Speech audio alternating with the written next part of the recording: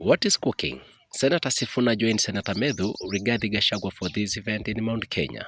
Leaders from across the country gathered in Mokomboki, Kigumo constituency, Murang'a County, to stand with the family of Embakasi North MP James Gakuya during the farewell ceremony of his mother, Mama Alice Wangari Gakuya.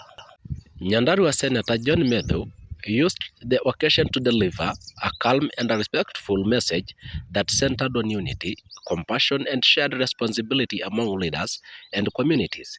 He reminded mourners that moment of loss call for humility and togetherness, regardless of political differences.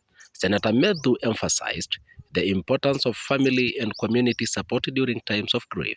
He noted that leadership is not only about public duty but also about showing up for one another in difficult moments.